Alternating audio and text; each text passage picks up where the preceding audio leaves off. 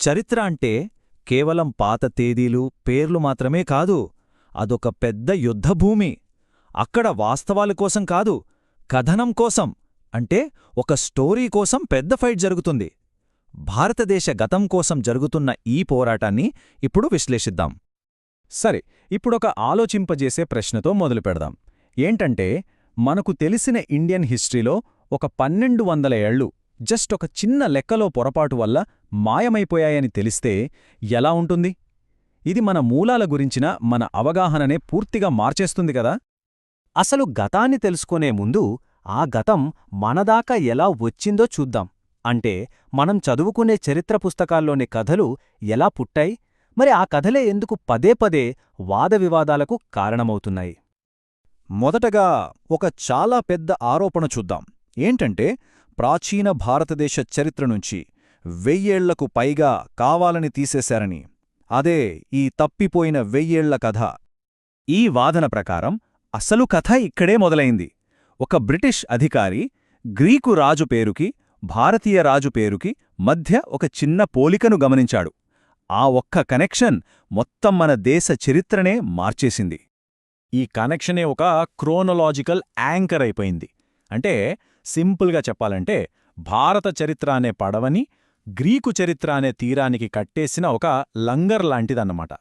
అప్పడ్నుంచి మన రాజులందరి కాలాలను Alexander timeline ఆధారంగా లెక్కించడం మొదలుపెట్టారు. ఇక్కడే మనకు అసలు విషయం అర్థమవుతోంది. చూడండి, మన పురాణాల ప్రకారం చంద్రగుప్తుడి కాలం క్రీస్తుపూర్వం 1534. కాని ఈ కొత్త యాంకర్ ప్రకారం అది క్రీస్తుపూర్వం 321. అంటే మధ్యలో ఏకంగా 1213 సంవత్సరాలు గల్లంతయ్యాయి. అంటే ఆలోచించండి, కేవలం ఒకే ఒక్క అజంప్షన్ మీద ఇంత పెద్ద గ్యాప్ వచ్చేసింది. అయితే ఇది అనుకోకుండా జరిగిన పొరపాటు కాదనేది ఒక వాదన. ఇది ఒక పెద్ద కాలనియల్ ప్లాన్లో భాగమట. థామస్ మెకాలే లాంటి వాళ్ల మాటలు వింటేనే వాళ్ల ఉద్దేశమేంటో క్లియర్గా అర్థమవుతుంది. ఇంగ్లీషు విద్య ద్వారా భారతీయుల్ని వాళ్ల మతం, సంస్కృతి నుంచి దూరం చెయ్యాలని వాళ్లు అనుకున్నారు. అంటే వాళ్ల టార్గెట్ చాలా క్లియర్. రక్తం, రంగులో ఇండియన్స్గా ఉన్న వాళ్ల ఆలోచనలు, టేస్ట్లు అన్నీ ఇంగ్లీష్ వాళ్లలా మార్చేయాలి. దీనికోసం ఇండియా చరిత్ర అంత పురాతనమైంది కాదని చూపించడం చాలా ముఖ్యం. తమ కన్న పాత నాగరికత ఉందని ఒప్పుకోవడానికి వాళ్లు సిద్ధంగా లేరన్నది ఈ వాదన సారాంశం.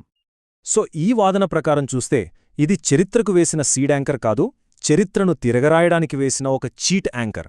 అంటే గతాన్ని మనతో కలపడానికి బదులు మనల్ని మన గతం నుంచే వేరు చేయడానికి దీన్ని వాడారని అంటారు. చరిత్రను మార్చడం అంటే కేవలం టైమ్లైన్లను మార్చడమే కాదు. కొన్నిసార్లు ఒకే ఒక్క సంఘటన కథను మార్చేస్తే చాలు. ఇప్పుడు అలాంటి ఒక యుద్ధం, దాని చుట్టూ ఉన్న కథనం కోసం జరుగుతున్న పోరాటం గురించి చూద్దాం. అదే విజయనగర సామ్రాజ్య పతనం. 1565లో జరిగిన తళ్లికోట యుద్ధం. ఈ ఒక్క యుద్ధంతో దక్షిణ భారతదేశంలో ఒక పెద్ద సామ్రాజ్యం కూలిపోయింది. మామూలుగా మనం వినే కథ ఏంటంటే, ఈ ఓటమికి కారణం యుద్ధం సరిగ్గా చెయ్యకపోవటం కాదు, ఒక పెద్ద ద్రోహం. అయితే ఆ ద్రోహం కథలో ఎంత నిజముంది? అది నిజంగా ద్రోహమా, లేక దాని వెనుక ఏదైనా రాజకీయ వ్యూహముందా? ఈ ప్రశ్నకు సమాధానం వెతకడంలోనే ఈ రోజులో ఆన్లైన్లో చరిత్ర కోసం పెద్ద యుద్ధమే జరుగుతోంది. పాపులర్గా అందరూ చెప్పుకునే కథ ఏంటంటే, గిలానీ సోదరులు అనే 2 ముస్లిం కమాండర్లు యుద్ధం మధ్యలో సైడ్ మార్చేశారు. వాళ్ల ద్రోహం వల్లే విజయనగర సైన్యం ఓడిపోయిందని, ఆ ఓటమికి కారణం ఇదేనని చాలామంది నమ్ముతారు. ఇక్కడే అసలు ట్విస్ట్. ఈ స్లైడ్లో ఒక ఆన్లైన్ రీసెర్చర్ చేసిన పని చూడండి.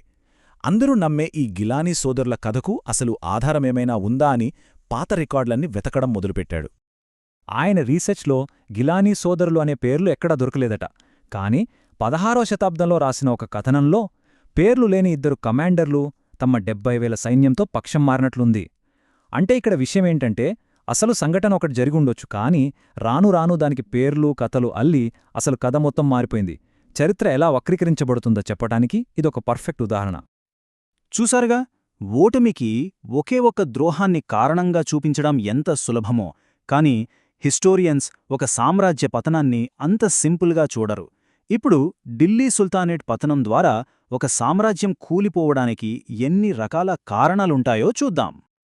ఢిల్లీ సుల్తానేట్ సుమారు 300 సంవత్సరాలకు పైగా 5 వేర్వేరు రాజవంశాల కింద నడిచింది. ఇంత పెద్ద సామ్రాజ్యం పడిపోవడం వెనుక ఏదో ఒక్క కారణం ఉండదు కదా, అది చాలా నెమ్మదిగా రకరకాల కారణాల వల్ల జరిగింది. చరిత్రకారులు ఏం చెప్తున్నారంటే ఇది ఒక చైన్ రియాక్షన్ లాంటిది.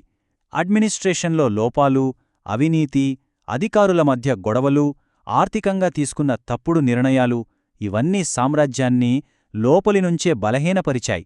సరిగ్గా అదే టైంలో తైమూర్, బాబర్ లాంటి వాళ్లు బయటినుంచి దండయాత్రలు చేసి చివరి దెబ్బ కొట్టారు. అంటే ఇది ఒక్క దెబ్బతో పడిపోలేదు, నెమ్మదిగా కరిగిపోయిందనమాట. ఓకే, ఇప్పటివరకు మనం 3 వేర్వేరు యాంగిల్స్ చూశాం. 1 పెద్ద కుట్ర జరిగిందనే థియరీ, 2 ఫ్యాక్ట్స్ కోసం వెతికే ఒక online detective work, 3 academic analysis. ఇవన్నీ ఒకే గతాన్ని చూస్తున్నా మనకు వేర్వేరు కథలు చెప్తున్నాయి. సో అసలు ఈ కథనాలు, ఈ నారేటివ్స్ ఎందుకంత ముఖ్యం? ఒకవైపేమో కావాలనే చరిత్రను మార్చేశారని చెప్పే ఒక గ్రాండ్ కాన్స్పిరసీ థీరీ, మరోవైపు ప్రతి చిన్న డీటెయిల్ను చెక్ చేస్తూ ప్రూఫ్స్ కోసం వెదికే ఫ్యాక్ట్ చెక్ అప్రోచ్, మధ్యలో ఒక సంఘటన వెనుక ఎన్నో కారణాలుంటాయని చెప్పే అకాడమిక్ అనాలిసిస్. ఇవన్నీ కూడా గతాన్ని అర్థం చేసుకోవడానికి మనం వాడే పద్ధతులే. అంటే ఇక్కడ మనం అర్థం చేసుకోవలసిన కీలకమైన పాయింటేంటంటే, చరిత్ర అంటే కేవలం జరిగిపోయిన నిజాల లిస్ట్ కాదు, అదొక వివాదాస్పద కథనం. దాన్ని మనం చూసే కోణాన్ని బట్టి దానికి చెప్పే అర్థం ఎప్పుడూ మారుతూనే ఉంటుంది. కాబట్టి చివరిగా మనం గుర్తుంచుకోవాల్సింది ఇదే: నెక్స్ట్ టైం గతం గురించి ఏదైనా కథ విన్నప్పుడు కేవలం ఏం జరిగింది అని మాత్రమే కాదు, ఈ కథను ఎవరు చెప్తున్నారు, ఎందుకు చెప్తున్నారు అని కూడా ప్రశ్నించుకోవాలి. ఎందుకంటే గతాన్ని ఎవరు కంట్రోల్ చేస్తారో వాళ్లే భవిష్యత్తును కూడా కంట్రోల్ చేస్తారు అంటారు కదా.